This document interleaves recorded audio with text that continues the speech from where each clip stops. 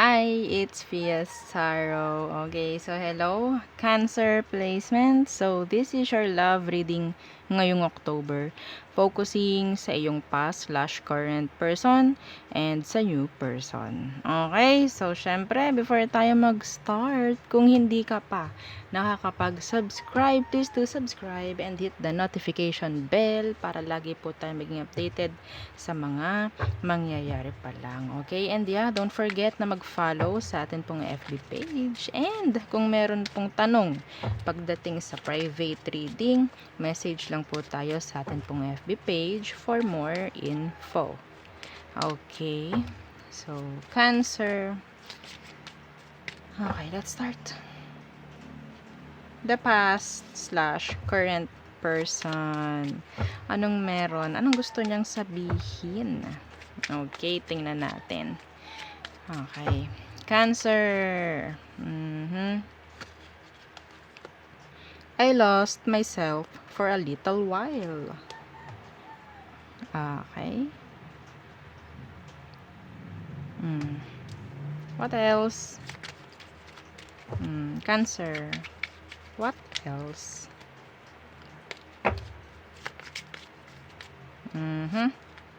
Okay. I know that I crossed the line with you. Oh. Okay. So, parang may nangyaring like sabihin nating hindi maganda, no? May mga bagay na hindi nasunod, mga ganyan. Okay? So, okay. So, tingnan natin. Ano bang meron talaga pagdating sa situation nyo? Anong meron sa sitwasyon nyo ngayon? Okay. Cancer. Anong meron sa sitwasyon nyo ngayon ni person na nasa isip mo? Okay. Okay. The 10 of Cups. What's with the 10 of Cups? The 7 of Wands. Okay. Some of you, parang meron ditong sabihin nating block. Okay? Pag-iwas para sa iba. Yung pag-iwas na ginagawa is para sabihin natin like ginagawa yung pag-iwas para magkaroon ng happiness. Okay? Or makalayo sa tension. Okay? Ginagawa ang pag-iwas para maranasan ng peace of mind ng iba sa inyo. Yeah, the 10 of Swords in reverse. So, meron ditong separation. Okay? Tingnan natin. Ano bang meron sa taong ito? Anong meron sa taong to, Cancer? The 10 of Pentacles in reverse. Okay, so may nangyaring separation, no? Sa inyong dalawa. Okay, pwede itong taong to walang pera. Yes, walang pera, unstable. Some of them may family issue. Okay? 10 of Pentacles in reverse. And yeah, the 5 of Pentacles. So, ang nakikita ko dito, pwedeng earth sign, Taurus, Virgo, and Capricorn. Okay, so nandito is like, may issue. Pwedeng sa pera, pwedeng sa family. There's an issue pagdating sa kanya. Okay? Pwedeng pera to eh. Yeah. Tingnan natin, ano bang emosyon niya? Anong current emotion niya sa'yo ngayon? Okay. Current emotions ng person na iniisip mo ngayon pagdating sa'yo. The King of Cups in reverse. Okay. So, they are not available emotionally pagdating sa'yo. Okay. Some of you, they felt like you're leaving them behind. Yeah. Yan ang pakaramdam nila. King of Cups in reverse. Emotion. Some of them, they're like emotionally immature. Okay? Some of them, they're like trying to detach, to be silent. Okay? Why the King of Cups in reverse? Yeah. No messages. Okay?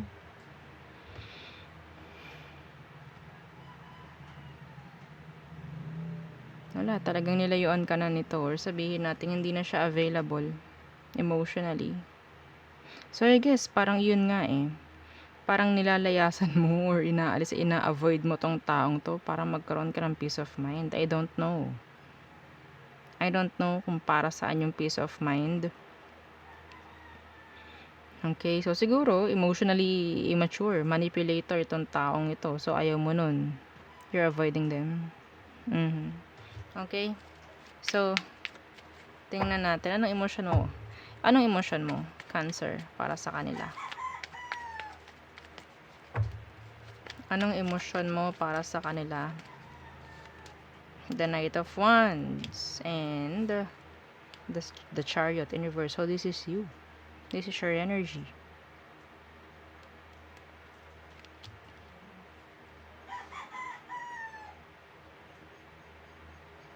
Some of you, hindi ko ang tawag dyan, hindi ko iaalis na merong iba sa inyo, gusto mo pa rin to. Yung iba sa inyo, hindi pa rin totally moved on. And trying to play the field. Yes, you're trying to play the field para maka-move on sa taong ito. I don't know why. Anong problema nyo? Para akong meron ditong missing. Okay? Parang meron ditong, ang tawag dyan,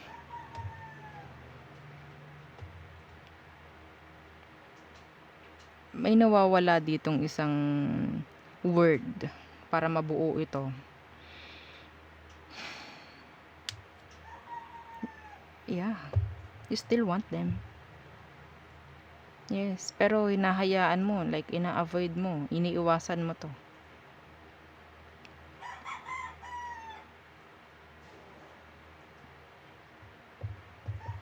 Gusto ko i-clarify itong Ten of Cups. What's with the Ten of Cups? Para sa situation. Yeah, oh, the Three of Wands. Meron ba ditong may kakonek? The Justice is here.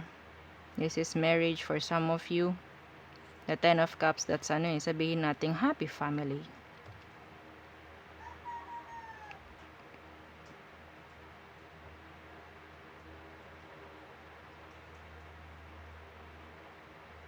I think itong taong ito, hindi na siya available sa'yo emotionally, pero yun ang kailangan niyang gawin.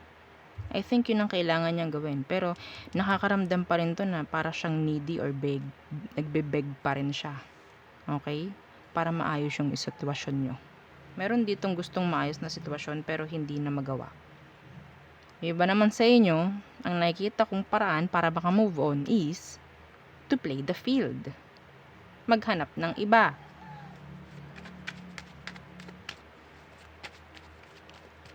And yes, you still want them. Yeah. Don't me. So, tingnan natin. Ano ang next action ng taong to? The Knight of Swords, Universe. The Lovers.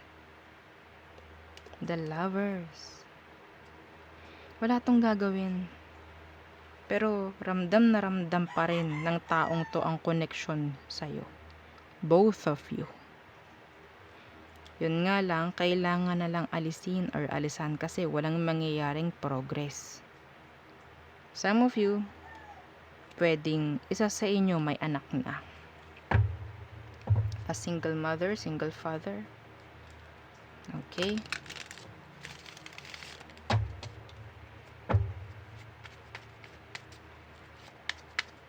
Nakakarinig ako dito ng enough with the lies.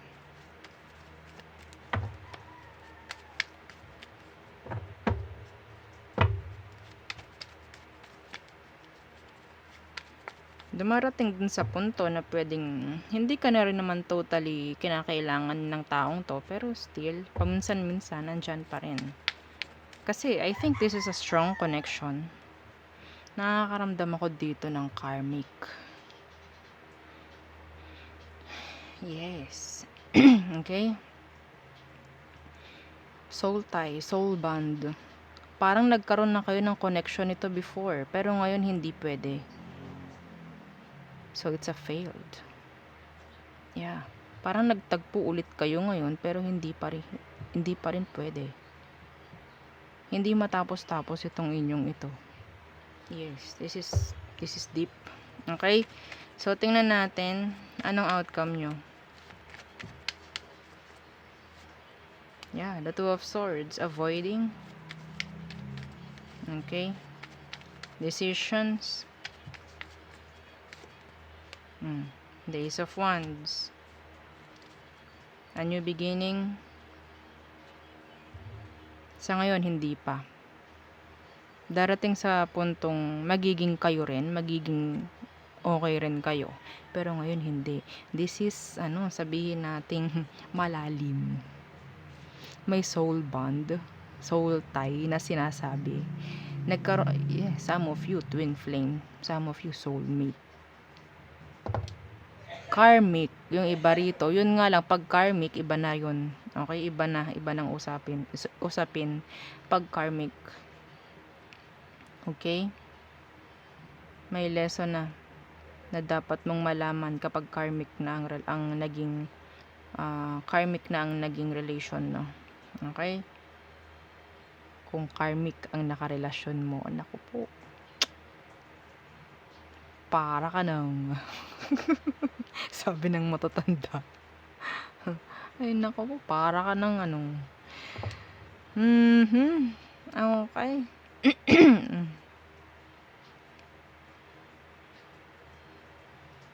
This is deep. Hindi ko siya ma-explain. I think this is specific. Yeah, the moon. There's confusion, lies, no? Pagtatago. Yeah, a lot of 3, a lot of 2. So, may pagpili rito. Hindi kasi pwede. Kahit sabihin natin nandyan yung happiness, nandyan yung yes, hindi pwede. Ito yun, no? Parang, yeah, masaya ako pero hindi pwede. Kailangan kitang i-avoid. Kailangan.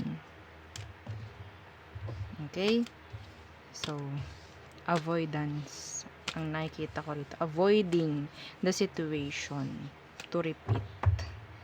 Okay? So, next is new person. Okay? So, if you're interested, no? Pagdating sa new person, ano bang meron pagdating sa kanya? Okay, this is for singles. This is for singles. If you're not a single Cancerian, then yeah, makinood ka na lang. Okay, singles. Gossip. Okay. So, I think itong taong to pwedeng pagsasabi ka niya, sa friends niya, sa family niya, ganyan. Pero ano tong gossip na ito? Spiritual growth. Tingnan nyo, 'di ba? Spiritual. Kasi kanina, ay grabe lang. Okay, tingnan muna natin. Bang meron dito sa new person na ito?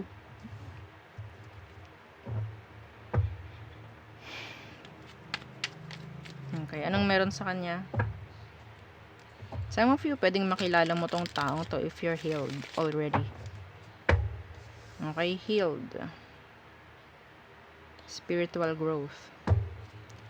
In general, you're healed. Okay? Kapag okay ka na, all in all, pwedeng tsaka ito dumating. Anong meron sa situation? If ever. No, tingnan natin anong meron sa kanya. Okay, anong meron sa taong to? Yeah, the High Priestess. Okay, so pwedeng Cancer yan, like you, or water sign. So, mysterious. Okay, mysterious. This is awakening. Okay, this is awakening, like this. Spiritual growth. What's with the High Priestess? The Queen of Pentacles. So, itong taong ito, hindi siya open. Okay? Kailangan mo pang malaman totally kung ano bang meron sa kanya. Hindi siya open. Yeah. Marami siyang nililihim. Yeah, gossip. Some of them, meron silang like, sabihin nating gift. No? Gift. Hindi normal na gift. Yes. Hindi yun para sa lahat. Okay? Some of them, meron silang ganyang tinatago. Marunong sa ganito, o marunong sa mga kung ano-anong na kaelyanan. Okay? So, tingnan natin. Bungkalin natin ang emosyon nila pagdating sa'yo. Bungkalin natin. Oo. Ayaw nila mag-open eh. Oh, the 7 of Cups. Why the 7 of Cups? The 4 of Pentacles.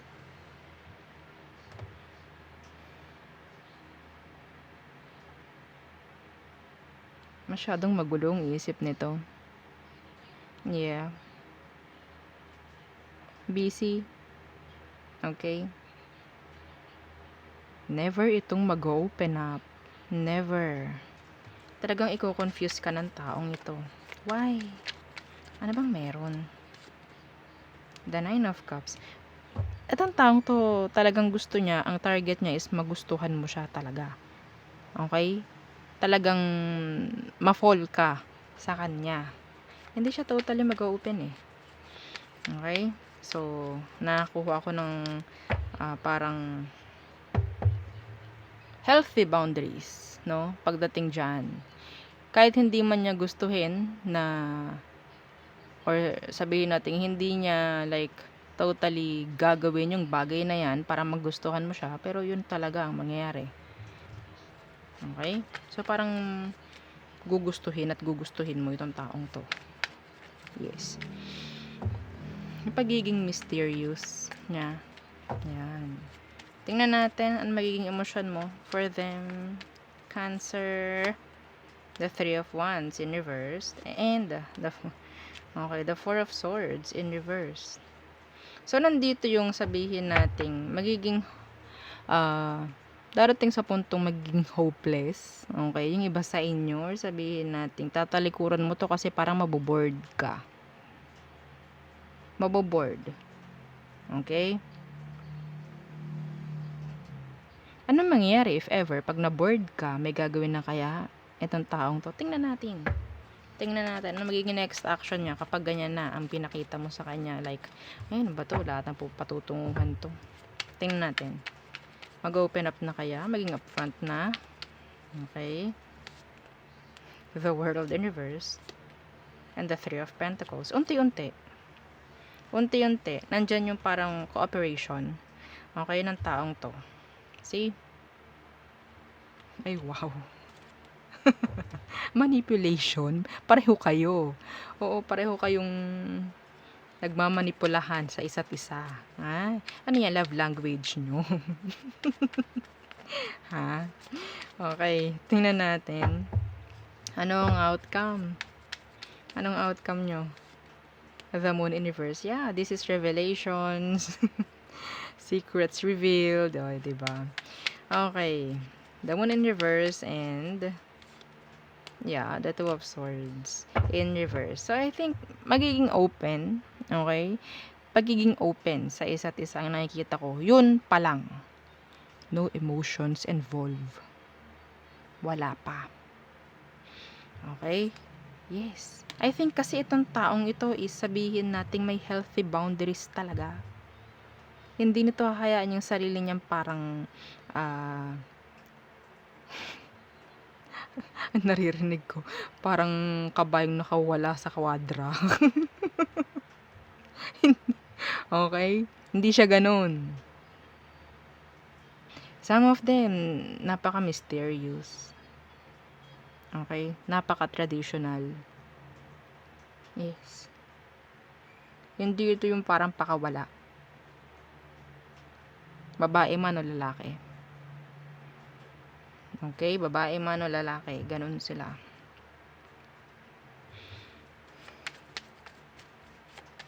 Tingnan ko tong gossip. Ano tong gossip?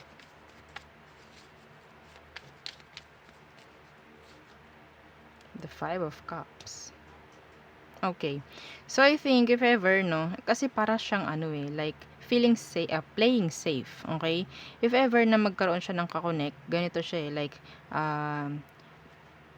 bilang lang sa kamay, bilang lang sa daliri, no, yung pwede niya pagsabihan nito. Kasi pwedeng like, gina-guard niya yung sarili niya sa pain, parang ganyan, ayaw niya parang magiging kawawa or what, no, if ever, ganun siya mag-isip. Okay, kasi they're like healing or sabihin nating healed sila, okay?